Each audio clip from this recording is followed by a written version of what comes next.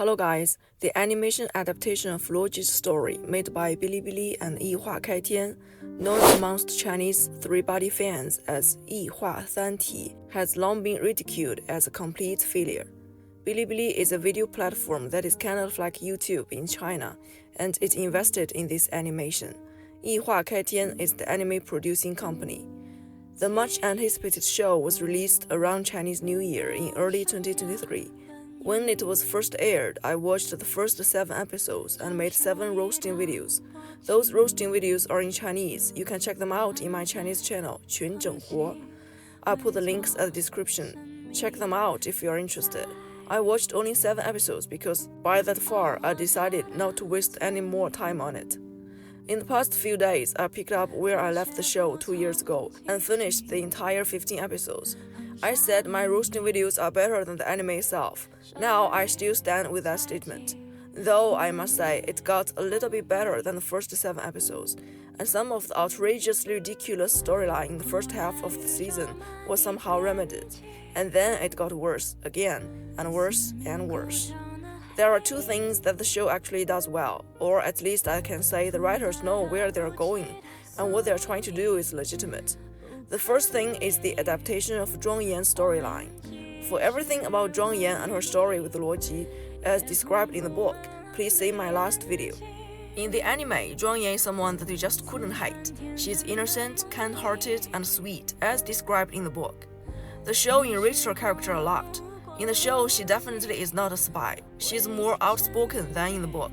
She actually questions whether Luoji is doing his war officer job and whether they can really be happy in this crisis. And she does not fall in love with Luoji for nothing.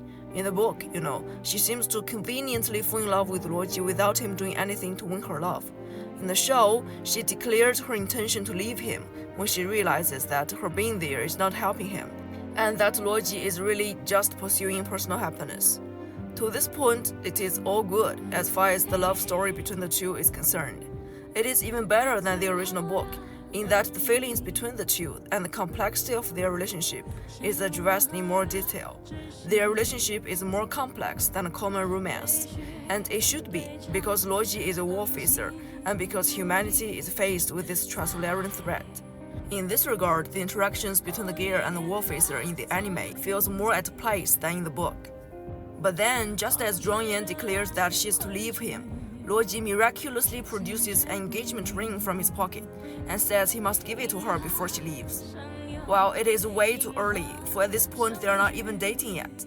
Then, out of the blue, Zhuang Yan and Luoji are caught in an emergency situation, and over the next few hours, they each save each other's lives for several times. After this, of course, Zhuang Yan says yes to Luoji's proposal. It is all too convenient and cliché, but still I'm gonna give the anime that it does work up the romance story between Luoji and Zhuang Yan, and that it makes Zhuang Yan more of a real down-to-earth character. The other thing that it does well is the adaptation of Frederick Tyler's story. Still, at least the purpose is legitimate. In the book, Tyler's suicide comes just a little bit sudden, because we would expect a war officer to be stronger or more resilient than that. The 异化三体 anime enriches Tyler's character and prepares the audience for his suicide in 2 aspects. One aspect is his work.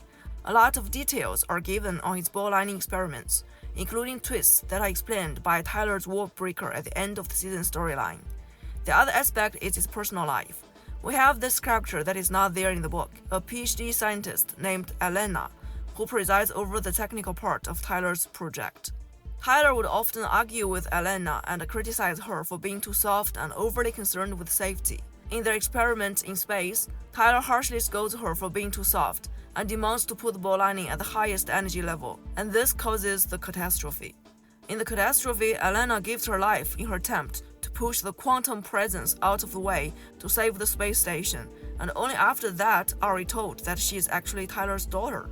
Though the story is a bit contrived, it makes sense, because for Tyler, instead of protecting his daughter, the most important person in his life, his plan actually gets her killed is a strong enough reason for him to kill himself. The burden to continue to go ahead, knowing that he would have to kill more, is just too much. The show also highlights the dilemma Tyler is in as the war officer. He has to push forward his plan, but he cannot explain to others the decisions he makes and why he insists on doing stuff the way he wants. But then the technical stuff concerning Tyler's plan, how his ball lightning experiment in space causes that big catastrophe, Elena's efforts to remedy that catastrophe, and that big catastrophe itself are all loose in the scientific sense. Basically, science is thrown out of the window. Science, right? Science is Science, the high-level physics, like scientific ideas, scientists. you throw science out the window, things. That's it. The show producers make it look like things could go down that way, but it actually takes only a second to realize that none of those things hold water. For instance, they are constantly talking about the energy level of the ball lightning and the size of the ball lightning as if this is a big deal.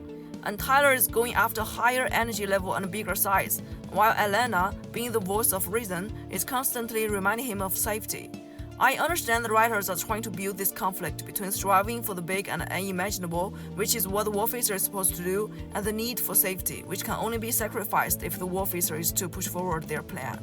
In this struggle, Tyler ends up having his daughter killed, and the dilemma of pushing forward a plan that would kill people is made so evident that it is already happening.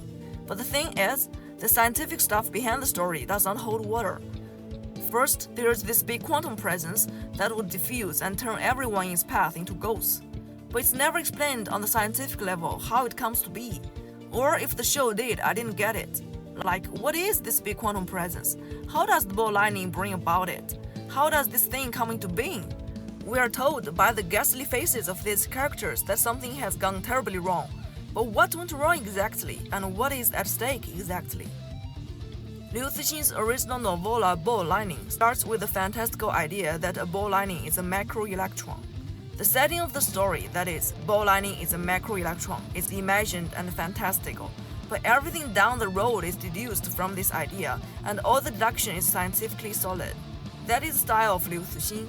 His sci-fi idea is imagined, but his writing and storytelling is realistic. His works are actually typical examples of literary realism. The anime, however, goes in the opposite direction. Liu Cixin comes up with a sci-fi idea and deduces how the story would go if the idea is true. The anime, on the other hand, decides how it wants the story to go and then makes up a hell lot of scientific stuff to complete the story. And the scientific stuff it makes up does not have to make sense at all. And it is so easy to make up such stuff when you have this quantum thing. In Chinese, we have a saying, 遇事不决，量子力学. Literally, if you don't know what to do, use quantum mechanics. The saying mocks the fact that many sci-fi works explain the supernatural phenomena they write about with quantum mechanics, because few people really understand quantum mechanics, so they use it to explain everything. This is what the anime is doing. It's like once you are in the quantum realm, anything can happen, and you don't have to explain. This actually takes all the sci-fi fun away from the story. The show becomes a pile of seemingly urgent activities, but without real sense of urgency or suspense. Also, about the death of Elena, it would be nice if she dies after saving people, or that she decides to save people with the cost of her life. That would make her sacrifice worthwhile. But in the show, she goes on with her suicidal actions even after it is clear that her efforts would be futile, and her sacrifice was literally for nothing. That is not heroic, but we know the anime producers just need her to die a sympathy-inducing death, because that is to be the big blow to Tyler. The structure of the season is problematic. It is definitely the result of some sort of compromise. When the show was not aired, Three-Body fans presumed this first season of the animation would end at Luoji realizing the true picture of the universe as he looked up at the starry sky from the bottom of the frozen lake, because this is clearly indicated in one of the trailers. But it does not. With 15 episodes, it does not even go to that point. The show ends at Frederick Tyler killing himself, and Luoji realizing the gravity of everything that comes with being a warfacer, with the pregnant Zhuang Yan looking at him by the window.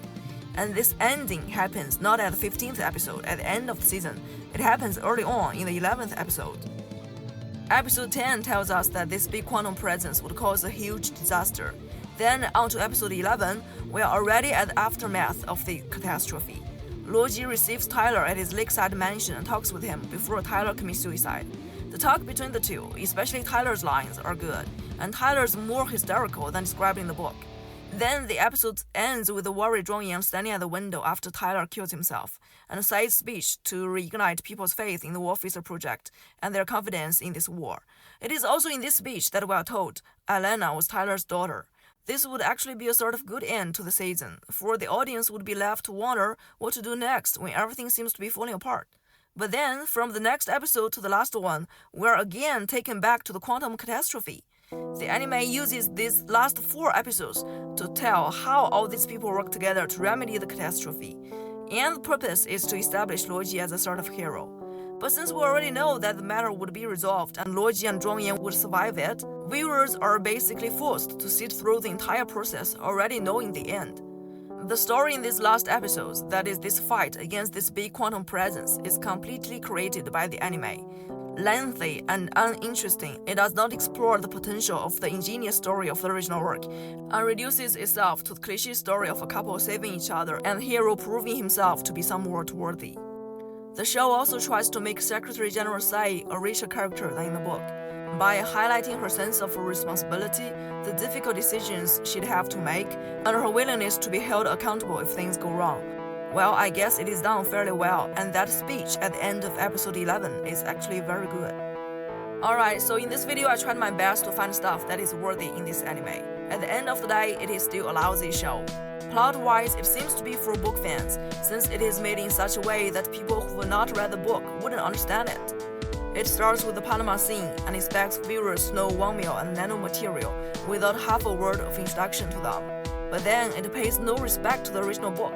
It lacks the subtlety and simplicity of the original book. It's so full of cliches and trashy elements that those who've read the book would be puzzled by it too. If you are a book fan, you could still watch it just for the sake of watching it, because you know 3-body fans are crazy and would watch any adaptation however loosely they are based on the books. I'm one of these fans. In fact, this is what you see when you turn on the show in Bilibili. The number of flying comments is crazy, but this just tells us how popular the books are, not how good the show is. But if you happen to have watched it without reading the books, please be reminded that the anime is not the book. The book is a totally different thing in a totally different style. Please read the books. Alright, I guess that's all for today. I will make more videos on the 3-body problem trilogy and sci-fi works that I love. See you next time.